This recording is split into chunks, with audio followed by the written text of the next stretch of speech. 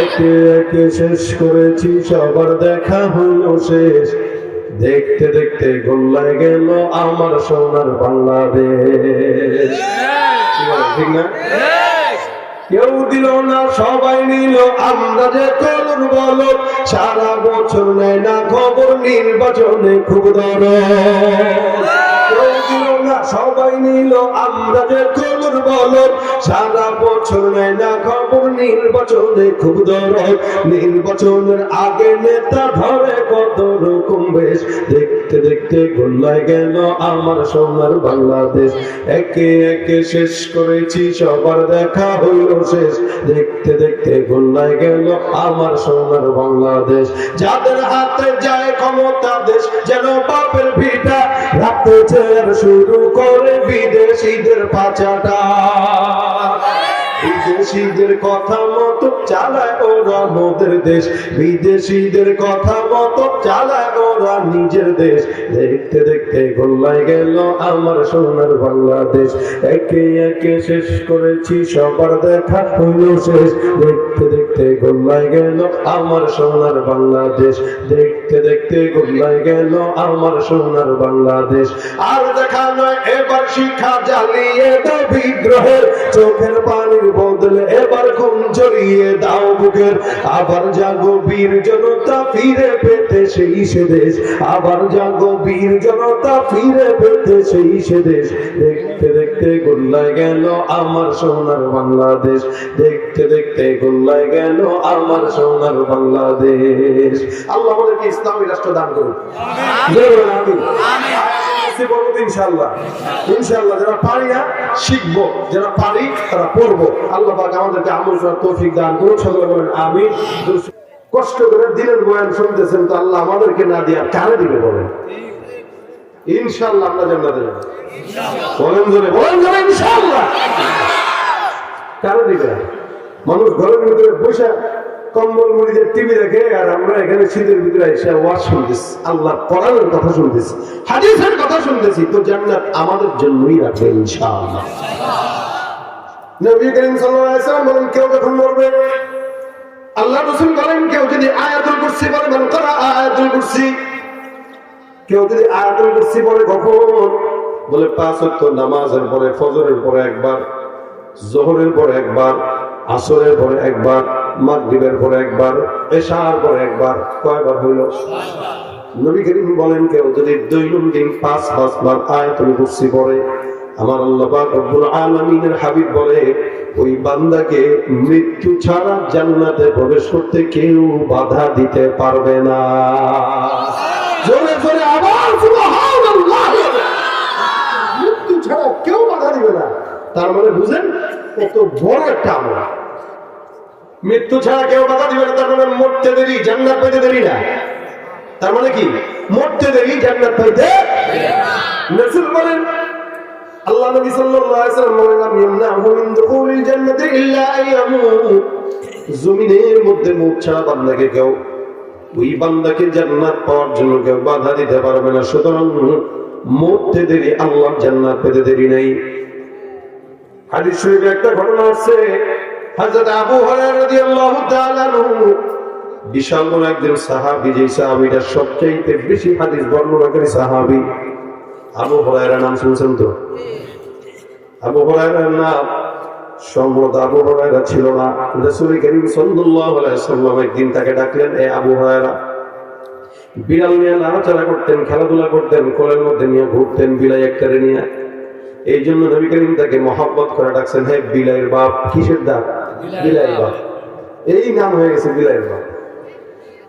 ভাই আমার আবু হুরায়রা রাদিয়াল্লাহু তাআলা বর্ণনা করেন, আমি একবার নবী করিম সাল্লাল্লাহু আলাইহি ওয়াসাল্লাম আমাকে সুন্দর করে সাদাকাতুল ফিতরের মাল, যাকাতের মাল আমার কাছে আমানত রাখতে দিল। নবী বলেন, আবু হুরায়রা, এই মালগুলো তোমার কাছে আমানত, এই মালগুলো তুমি রাখো, খবরদার আমানতের যেন খেয়ানত না হয়। আপনারা কি মনে করেন সাহাবা একরাম কি আমানতের খেয়ানত করে? না। আমানতের খেয়ানত যারা করে তারা মুমিন না মুনাফিক? রাসূল বলেন, আয়াতুল মুনাফিকি সালাত, ইযা হাদাসা কাযাবা ওয়া ইযা ওয়া'দা আখলাফা ওয়া ইযা তুমিনা খানা একজন মিথ্যাবাদী, যেই লোকটা মিথ্যা কথা বলে কথায় কথায় সেটা মুনাফিক। যেই লোকের কাছে আমানত দেওয়ার পর খেয়ানত করে সে মুনাফিক। যেই লোক ওয়াদা দেওয়ার পর ওয়াদা ভঙ্গ করে সেও মুনাফিক। সাহাবায়ে কেরাম এক একজন দুনিয়ার জন্য থাকার পর আল্লাহর জান্নাতের গ্যারান্টি পেয়ে গেছে। সুবহানাল্লাহ। মুনাফিক কেমন হবে? হ্যাঁ, কিছু কিছু মুনাফিক ছিল, তারা তো মুমিন না, মুনাফিক, তাদের নামই আলাদা। সাহাবা আবু হুরায়রা কয়, রাসূল আমাকে সুন্দর করে যাকাতের মাল দেয়, সাদাকাতুল মাল, ফিতরুল মাল দেওয়া দিলেন। আবু হুরায়রা, এই মালটাকে তুমি হেফাজত করো। আবু হুরায়রা রাত্রিবেলা নামাজে দাঁড়াইলেন, তাহাজ্জুদের নামাজে। হঠাৎ করে তাকায় দেখেন একটা চোর, নামাজের পর তাকায় দেখে গোপনে গোপনে একটা চোর তার ওই জায়গায় ঢুকছে। ঢুকে সুন্দর করে ওই সাদকাতুল ফিতরের মাল থেকে নিয়ে কিছু স্বর্ণ অথবা কিছু খাবার, কিছু খেজুর, এগুলো নিজের পকেটের থলিতে ভরতেছে। ঘরের ভিতর চোর ঢুকলো, আবু হুরায়রা তাকায় দেখে, খপ করে চোরটাকে ধরে আর ডাক ডাকা, কি ব্যাপার, তুমি আমার ঘরে ঢুকলে কেন? বলে, ভাই আল্লাহ রাস্তায় মাফ করবেন, আমার ঘরে অনেকদিন পর্যন্ত খাবার নাই, আমার বিবিও খাবার পায় না, সন্তান খাবার পায় না, মাও খাবার পায় না, অভাবের তাড়নায় ঢুকছি, স্বভাবের তাড়নায় চুরি করি না। মনে রাখবেন, চোর যতবারই ধরা খাক ততবারই কয়, ভাই আমি চোর না, এমনি ঢুকছি। এটা কি বলে, ঠিক না? সে যতবার চুরি করা ধরা খাক না কেন, নিজে স্বীকার করে না। আবু হুরায়রা চোরকে ধরলো। চোর কয়, আল্লাহর কসম, আমি এই জীবনের প্রথম চুরি করতে ঢুকছি, আর কোনোদিন আসবো না। আমার বাচ্চারা খাবার না পাওয়ার কারণে আপনার ঘরে ঢুকলাম চুরি করার জন্য, তবে আমি চোর না, দয়া করে ছেড়ে দেন। বারবার কান্নাকাটি করে করে কাকুতি মিনতি করে। আবু হুরায়রা দিলের ভিতরে দয়া। আবু হুরায়রা কয়, যাও, আর কখনো আসবে না। সম্পদ যদি আমার হতো আমি তোমাকে দিতাম, কিন্তু এটা আমানতের সম্পদ। আমানতের খেয়ানত করা হলে মুনাফিকের আলামত। আমাদের দেশে যতগুলা মানুষ আছে, অধিকাংশ মানুষের মধ্যে আমানতদারিতা নাই। বেশিরভাগ নেতাদের মধ্যে, বাকি যেগুলো আছে এগুলো কম। ভাই আমার খুব বুঝবেন, আমানতের খেয়ানত যারা করে তারা মুমিন না মুনাফিক? মুমিন না মুনাফিক? এই আল্লাহর বান্দা ছেড়ে দিল। আবু হুরায়রা রাদিয়াল্লাহু তাআলা বলে, যাও, ছেড়ে দিলেন, খবরদার আর আসবা না। আবু হুরায়রা রাদিয়াল্লাহু তাআলা ছাড়লেন। রাসূল করিম সাল্লাল্লাহু আলাইহি ওয়াসাল্লামের কাছে ফজরের নামাজের সময় মসজিদে নববীতে গেলেন। নবী করিম সাল্লাল্লাহু আলাইহি ওয়াসাল্লাম নামাজের পর ডাক দেয়, আবু হুরায়রা, গতকাল রাতে তোমার ঘরে চোর আসছিল, চোরটা কই? সুবহানাল্লাহ। আচ্ছা বলেন, নবী কি জানছে চোর আসছে? যে তুমি কি ছিল? ছিল আবু হুরায়রা চোর। নবী ডাক দেয়, আবু হুরায়রা, গতকাল রাতের চোরটা কোথায়? আবু হুরায়রা কয়, ইয়া রাসূলুল্লাহ, আপনি কেমনে জানেন? গতকাল রাতে আমার ঘরে চোর আসছিল, এটা সত্য। তার মানে বোঝা গেল আমার পয়গম্বরকে চোরের ব্যাপারে আল্লাহ পাক রব্বুল আলামিন জানাইছেন, ঠিক কি না? আবু হুরায়রা ডাক দেয়া কয়, ইয়া রাসূলুল্লাহ, আমার ঘরে যে চোরটা আসছে এটা সাধারণ চোর নয়, আবার অসাধারণ চোর নয়, এটাকে চোরের কাতারে ফেলানো যায় না। এটা অভাবগত একটা মানুষ, অভাবী হয়ে আমার ঘরের মধ্যে আসছে বাচ্চার জন্য খাবার নেওয়ার জন্য। বারবার আমাকে কাকুতি মিনতি করে বলছে যেন কারো কাছে না বলি। নিজের ঘরের সন্তান খায় না, মাও খাবার পায় না, বাচ্চাও খাবার পায় না, বিবিও খাবার পায় না, অভাবের তাড়নায় পড়ে আমার ঘরে চুরি করার জন্য ঢুকলো। ইয়া রাসূলুল্লাহ, দিলের মধ্যে মায়া লাগছে, যার কারণে তাকে ছেড়ে দিলাম। আল্লাহ নবী সাল্লাল্লাহু আলাইহি ওয়াসাল্লাম ডাক দেয়া বলে, আবু হুরায়রা, তুমি যাকে দয়া করে মায়া করে ছেড়ে দিলা, ওইটা আসলে চোর তো চোর। এটা গতকাল তোমার কাছে মিথ্যা বলেছে, আজকে রাত্রিতে ওই চোরটা আবার তোমার ঘরে ঢুকবে। আবু হুরায়রা কয়, হুজুর কি বললেন? ও তো বললো যে সে চোর না। রাসূল বললেন, না, সে চোর, সে আবার আসবে তোমার কাছে, সে মিথ্যুক। আবু হুরায়রা ডাক দেয়া কয়, ইয়া রাসূলুল্লাহ, গতকাল তো তারে ভাই দেখায় ছাড়লাম, আজকে যদি আসে, আজকে আর ছাড়া ছাড়ি নাই। তার খবর আছে, ধরতে পারলে। তার মানে আবু হুরায়রা এখন সতর্ক হয়ে গেছে, কি বলেন? চোর যে আসবে, গতকাল রাতে না এমনি বলা ছিল চোর ঢুকছে, আজকে রাত্রিতে আবার যদি চোর আসে, আবু হুরায়রা কয়, আজকে রাত্রিতে ধইরা তার আমি একটা পিটানি দেব। রাত্রিবেলা নামাজ আদায় করেন। রাত্রিবেলা যখন গভীর রাত, দীর্ঘ রাত লম্বা হতে হতে সুবহে সাদিকের সময় হইল, হঠাৎ করে তাকায় দেখে চোর মহোদয়টা আস্তে আস্তে গুটি গুটি পায়ে আবার ঘরের মধ্যে ঢুকছে। গতকাল রাত্রে চুরি করলো, ওয়াদা করলো, কেন ধরলো, হাত পাও ধরলো, মাফ করে ছেড়ে দিলাম, আজকে রাত্রে আবার কেন ঢুকলো? আবু হুরায়রা পিছন থেকে তাকে ধরে ফেললেন, রাদিয়াল্লাহু তাআলা বললেন। ধরার পরে কয়, কি ব্যাপার? গত রাত্রে আসলো, ছেড়ে দিলাম দয়া করে, আজকে আবার কেন আসছো? গতকাল রাত্রে তো আপনি আমাকে ধরছেন দেখি নিতে দেন নাই।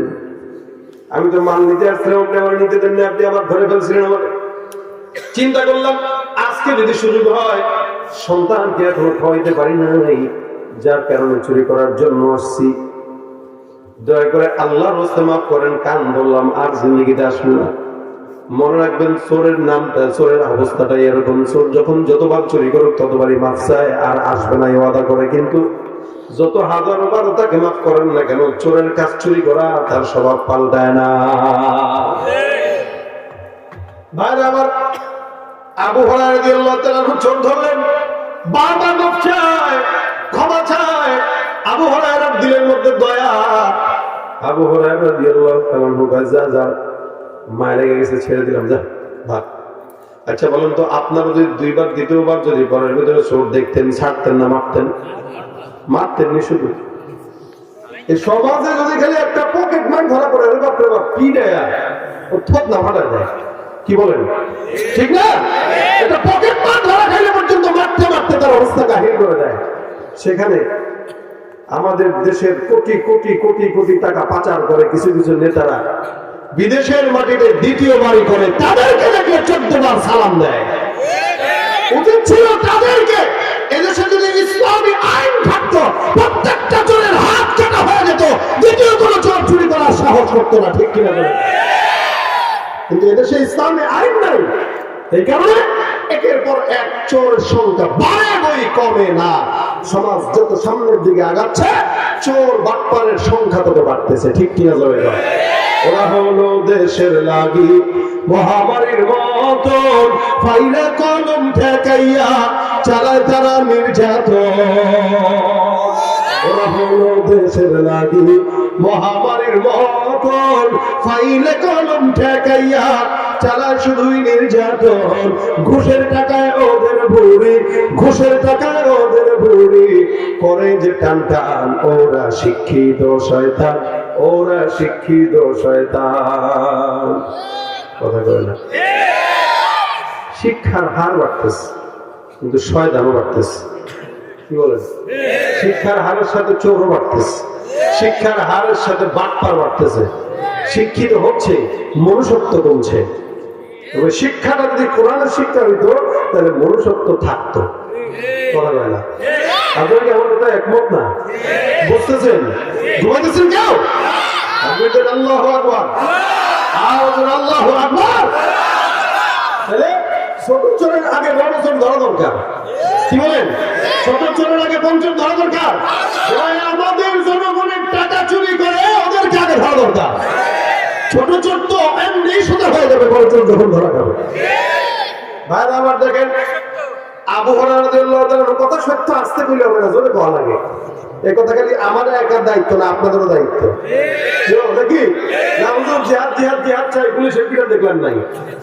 আমরা ধরা খাই, আমরাই খাই, আপনারা বসে বসে ঠিকই আছে কয় কে, ঠিক না?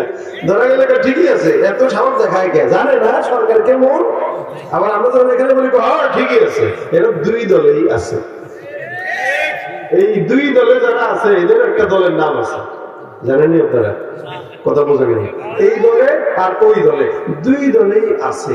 আর এই দলে যে আছে, ওরও একটা দলের নাম আছে, নাম হলো মুনাফিকের দল।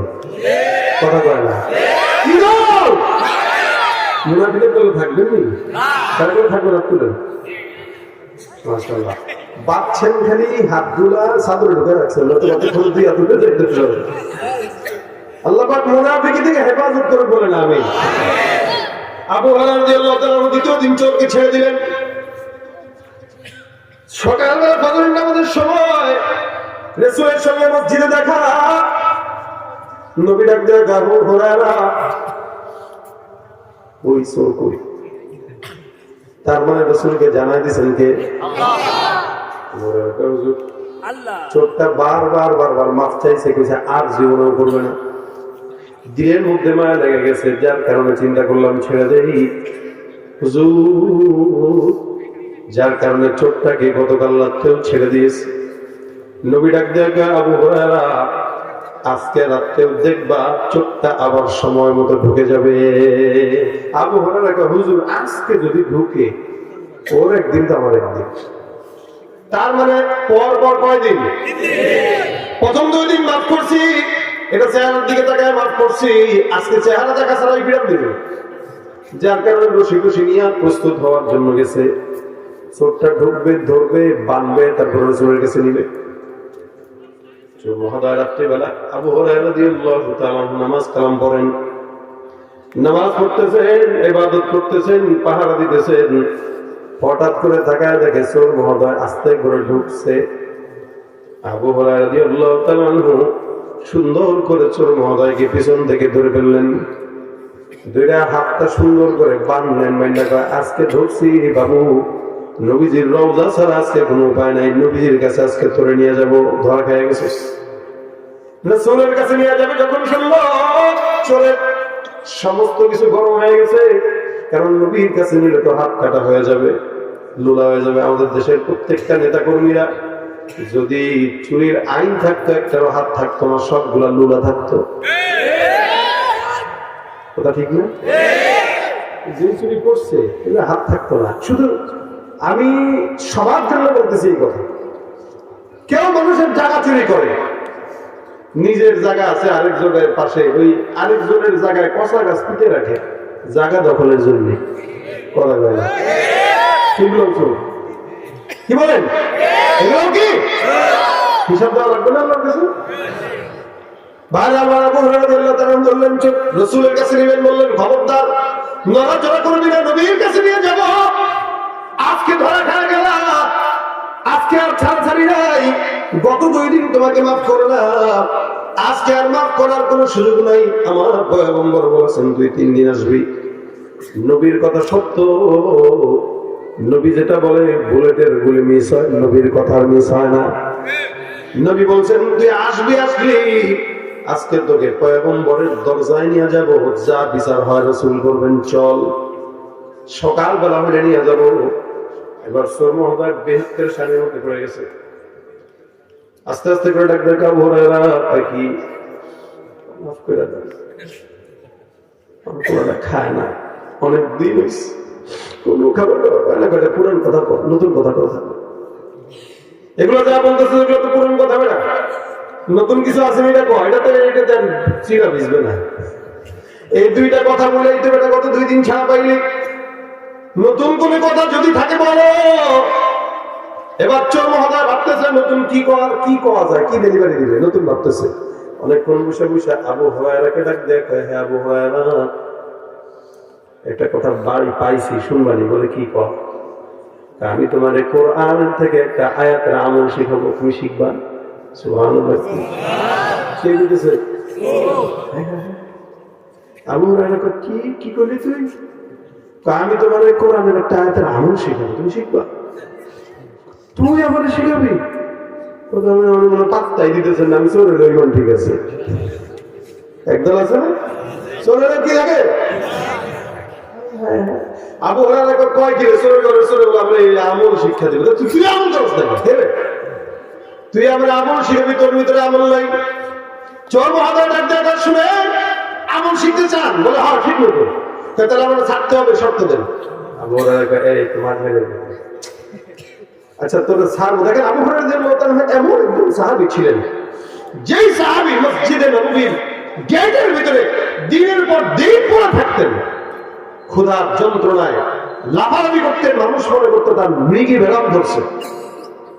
ক্ষুধার কাতরে, ক্ষুধার যাতনায় চেতনা হারিয়ে ফেলতেন। এই ছিলেন আবু হুরায়রা। ইলমের প্রতি এত টান ছিল আবু হুরায়রা। সে আবু হুরায়রাকে কেউ যদি বলে তোমার আমি আমল শিখাবো, ইলম শিখাবো, তাই আবু হুরায়রা তো পাগল হয়ে যাওয়ার কথা। আবু হুরায়রা রাদিয়াল্লাহু তাআলা ডাক দেয়া কয় কি শিখাইবা? তাড়াতাড়ি বলো, দেরি সহ্য হয় না। অবশ্যই তোমার শিক্ষা যদি পছন্দ হয়, তোমার আমি আল্লাহর রাস্তায় ছেড়ে দেবো ইনশাআল্লাহ, কথা দিলাম, টেনশন নেই। নবীর কাছে তোমার নেব না, বিচারের কাঠগড়ায় দাঁড়া করাবো না, শিখায় দাও। আবু হুরায়রা রাদিয়াল্লাহু তাআলা যখন জবান দিলেন যে ছেড়ে দিবেন, তখন চোর মহোদয় কয়, শোনো।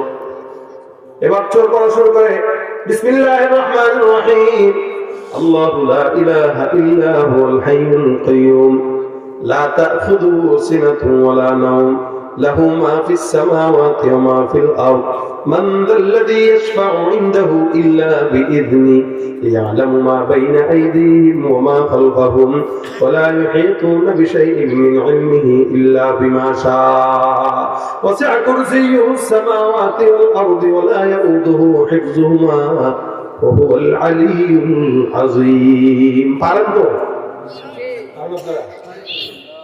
সবাই পারেন না, এটাও জানেন। যারা পারেন না তারা আজকে থেকে শেখার চেষ্টা করবেন ইনশাআল্লাহ।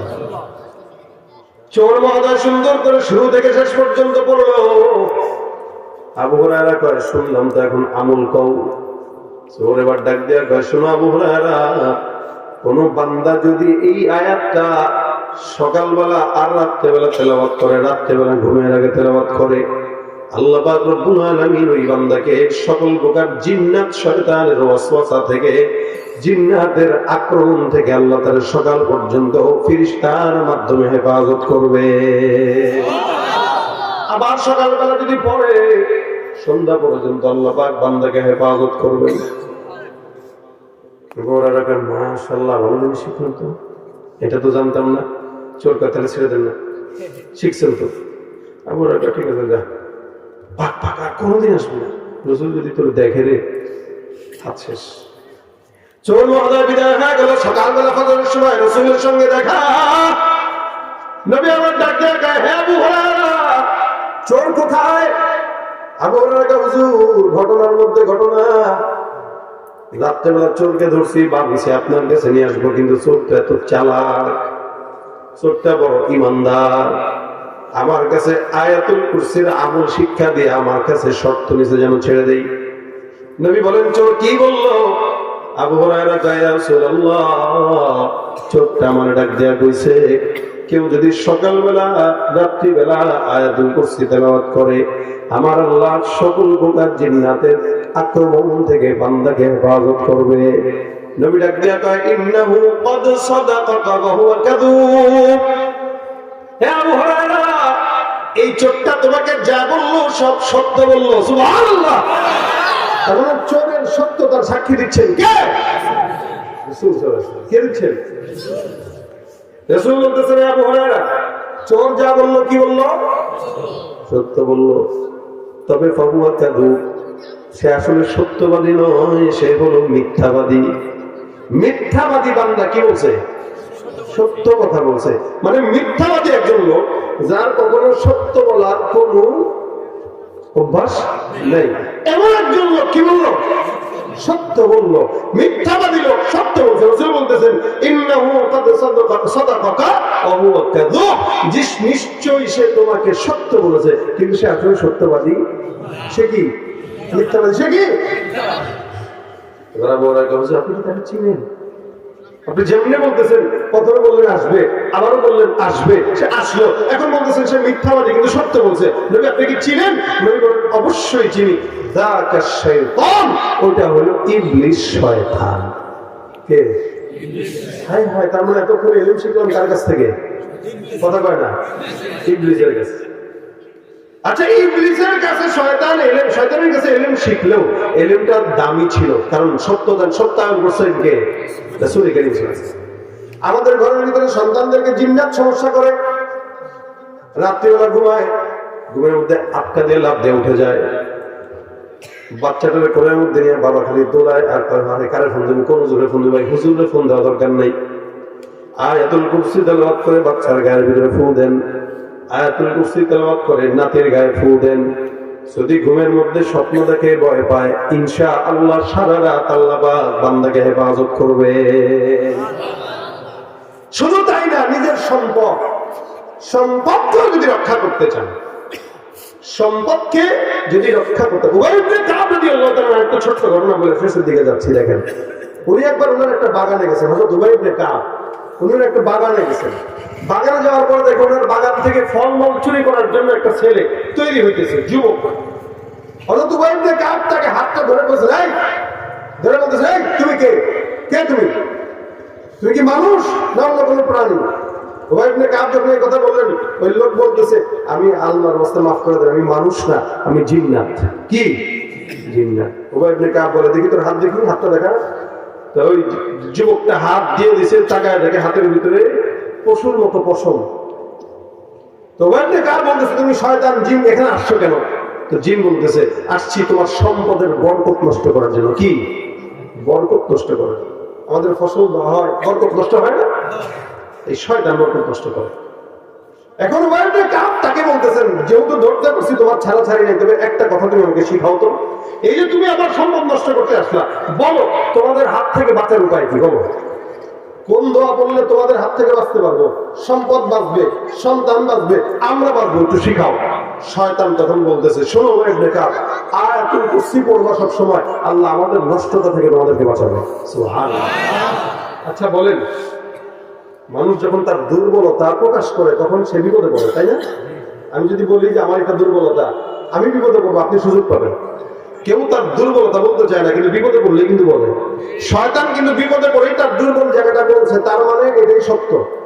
কেউ যদি আয়াতুল কুরসি পড়েন, নিজের সম্পদে ফু দিয়ে রাখেন, ফসলে ফু দেন, ইনশাআল্লাহ ফসলের বরকত শয়তান নষ্ট করবে না।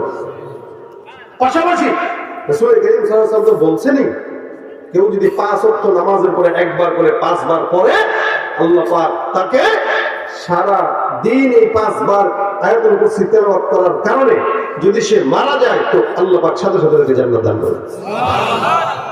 এখন আজকে থেকে একটু নিয়ত করেন, আমরা সকলেই আয়াতুল কুরসি পড়ব তো ইনশাআল্লাহ।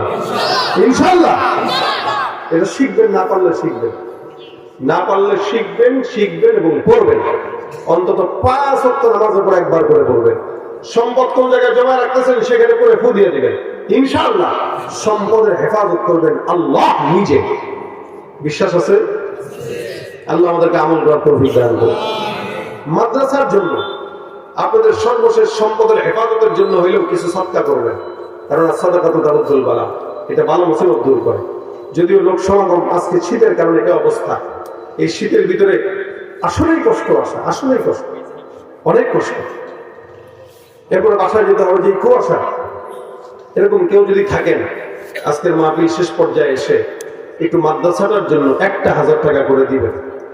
একটু কে আছেন দেখি, মাদ্রাসাটার জন্য 1000 টাকা করে দিবেন। আজকে দেন বা কালকে দেন বা একদিন পরে দেন বা এক সপ্তাহ পরে দেন বা 1 মাস পরে দেন, খালি নিয়ত করবেন, লিখবেন, ইনশাআল্লাহ আল্লাহ বরকত দিবেন। কে আছেন এরকম দেখি, যে ব্যক্তিটা নিজের সম্পদের হেফাজতের জন্য, জান মালের হেফাজতের জন্য, সম্পদের বরকতের জন্য 1000 টাকা দান করবেন? কে আছেন? হাতটা তুলুন। মাশাআল্লাহ। কি নাম ভাই? মজনু না বজনু? মজনু শেখ। 1000 টাকা। মোহাম্মদ মজনু শেখ 1000 টাকা। আল্লাহ পাক তার জানে, মালে, ইমানে, আমলে, হায়াতে, রিজিকে বরকত দান করুন। বলেন আমিন। আর কে? কি নাম?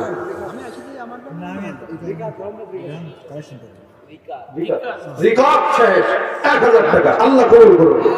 কি নাম? মেহেদি সাহেব 1000 টাকা। আল্লাহ কবুল করুন। কে লিখতেছে কে? আর ভিতরে যাওয়া লাগবে না, এখানে বসে রাখেন, নাম তো বলতেছি আমি। রিকাব মেহেদি, রিকাব মেহেদি 1000 1000। আর কে? 4 নম্বরে কে আছে? মুখলিসুর রহমান খান। কত? 1500 টাকা। আল্লাহ কবুল করুন। বলেন আমিন। মুখলিসুর রহমান খান 1500 টাকা। আল্লাহ কবুল করুন। আর কে আছেন? আর কে আছেন? 4 জন হয়েছে। 5 নম্বর কে আছে? 500। কি নাম? আলম। আলম সাহেব, ওই 500 টাকা নগদ নিয়ে আসেন। 500 টাকা আলম ভাই। আল্লাহ কবুল করুন, জানে মালে বরকত দান করুন। 6 নম্বর কে আছে? 500 হোক, 1000 হোক। কি নাম? সালামত শেখ 600 টাকা। সালামত শেখ 600 টাকা নগদ নিয়ে আসেন টাকাটা। কি নাম? শওকত আলী 500 টাকা। এখন দিবেন পরে। এই শওকত আলী 500 টাকা দেন নগদ, লেখেন বাকি লেখেন। সালামত শেখ 600 টাকা। আল্লাহ কবুল করুন। মহিলা প্যান্ডেলে মা বোনরা যারা আছেন কে কে আছেন দিবেন। মহিলা প্যান্ডেল থেকে একটু এখানে আওয়াজ দেন, আল্লাহ পাক বরকত দিবেন ইনশাআল্লাহ। মাদ্রাসার ছাত্রীরা যারা আছে তোমরা ভিতরে যাও, কে কে দিতে চায় তাদের নামও যদি কেউ ঘোষণা করতে চায় এখানে নাম পাঠায় দেখ, আমরা বলবো ইনশাআল্লাহ। কে আছে না? কে আছে না? ওই যে মেহেদি সাহেবের নাম লিখছেন। আর কে?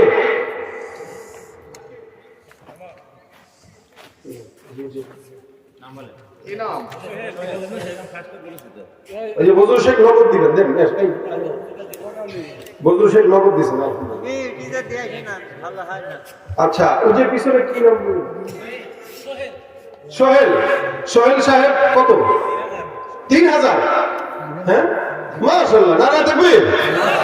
সবার থেকে বেশি আগায় গেছে। আল্লাহ পাক ওনার হায়াতে জানে মাল ঈমান আমলে বরকত দান করুন, আমিন জোরে বলেন।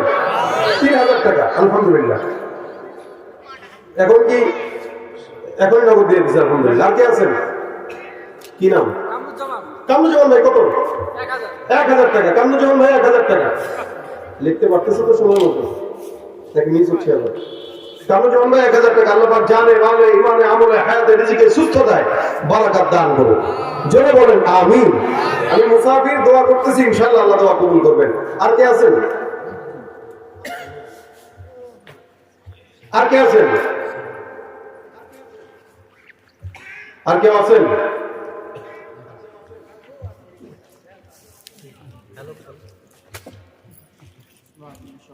মাহফিলের সম্মানিত সভাপতি রবিউল ইসলাম সাহেব 5000 টাকা। 7000 টাকা। 7000 টাকা। আল্লাহ পাক কবুল করুন। মেম্বার সাহেব কি মন খারাপ? শরীর খারাপ? আল্লাহ সুস্থতা হায়াত দান করুন। না যেমনি চুপচাপ বসে আছেন তো মনে করছে মন টন খারাপ কিনা, আমার উপরে ডাক্তার আছেন কিনা। ও আচ্ছা আচ্ছা, আল্লাহ সুস্থতার হায়াত দান করুন। সবাই দোয়া করবেন। সবচেয়ে বেশি দিয়েছেন মেম্বার সাহেব 7000 টাকা। নারায়ে তাকবীর। আল্লাহ কবুল করুন বলেন আমিন। আর কে আছেন? আর কে আছেন? আমিরুল খান 500, আলহামদুলিল্লাহ, আল্লাহ কবুল করুন বলেন আমিন। আর কে আছেন? মা বোনদের ওখান থেকে প্যান্ডেল থেকে আর কেউ আছেন?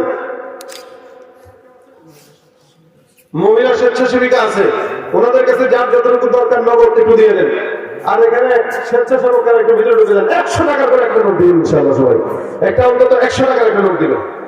আর কে?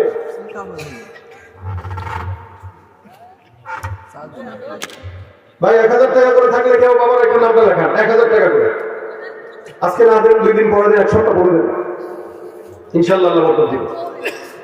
কে আছে না? 1000 টাকা করে কে আছে না? 500 করে হলে দেন, 500 করে হলেও দেন। প্রতিষ্ঠান আপনাদের, ইনশাআল্লাহ এটা আপনারাই দিবেন। কি নাম? শাহাদাত সাহেব মন্ডল 500 টাকা। আল্লাহ সুস্থতার হায়াত দান করুন।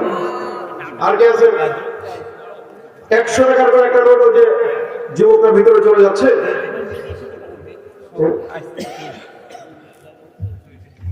একবার 100 টাকা দিছে। আল্লাহ কবুল করুক।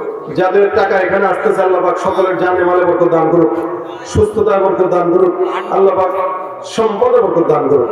মুরব্বি কি নাম? সালেক বিশ্বাস 500 টাকা। আল্লাহ কবুল করুক আমিন। জানে মালে ঈমানে আমলে হায়াতে বরকত দান করুক। আর কে আছেন? 100 টাকার করে একটা নোট, সবাই দান করবেন। হালাল হারাম না মানিয়া কত টাকা করছো কামাই, এত টাকা রাখবা কোথায়, কাফনের তো পকেটে নাই। হালাল হারাম না মানিয়া কত টাকা করছো কামাই, এত টাকা রাখবা কোথায়, কাফনের তো পকেট নাই। টাকা পয়সা লইয়া কি কেউ কবরে গেছে, কি জবাব দিবি রে তুই আল্লাহর কাছে। আমল 500 টাকা। আল্লাহ কবুল করুন বলেন আমিন। আর কে আছেন? আর কে আছেন? বেশি বেশি দান করেন। 500 1000 নগদ পাঠায় দেন, বাকি থাকলে লেখায় দেন, ইনশাআল্লাহ আল্লাহ কবুল করবে। কি নাম মুরব্বি? হামদুল ইসলাম 2000 টাকা। আল্লাহ কবুল করুন বলেন আমিন। জানে মালে বরকত দান করুন, সুস্থ করে হায়াত দান করুন। আর কে আছেন?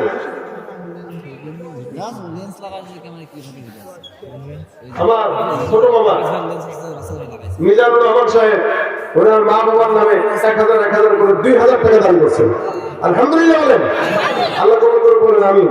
তোমার নানা নানিদেরকে আল্লাহ পাক জান্নাতে উচ্চ মাকাম দান করে বলেন আমিন।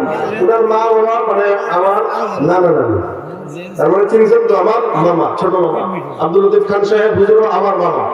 এই আপনারা আমার মামা অথবা নানা অথবা হবে না কি একটা আমরা এইসব। আর কে আছেন হাতটা তুলেন, 1500 দিবেন। কে আছেন হাত তুলেন।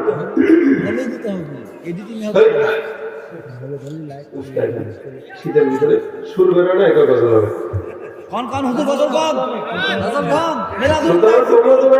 মিডিয়ার দাম দেয়, আমরা ছাড়তে বললে আমাকে ভিউ এর জন্য তাহলে গাওয়া যায়। আচ্ছা, আর কেউ আছেন? আর কে আছেন? 1500 করে দিবেন। মহিলাদের প্যান্ডেল থেকে কোনো নাম ঘোষণা হইল না। মহিলাদের প্যান্ডেল থেকে বড় একটা ঘোষণা হওয়া দরকার ছিল, অন্তত 1000 হোক।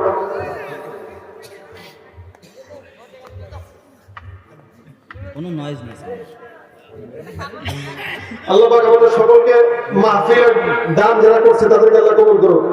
আমি ইনশাআল্লাহ মাদ্রাসার জন্য আমার বিবির তরফ থেকে 1000 টাকা দান করব। আমার মা শাশুড়ি আমার তরফ থেকে 1000 টাকা দান করবো। যেহেতু এই এলাকায়, আপনাদের এলাকায় মাহফিল, এই এলাকার একটা হক আছে, ওনারা এই এলাকা ইনশাআল্লাহ আল্লাহ পাক যেন ওনাদেরকেও মনের আশা পূরণ করে সুস্থতার হায়াত দান করে বলেন আমিন।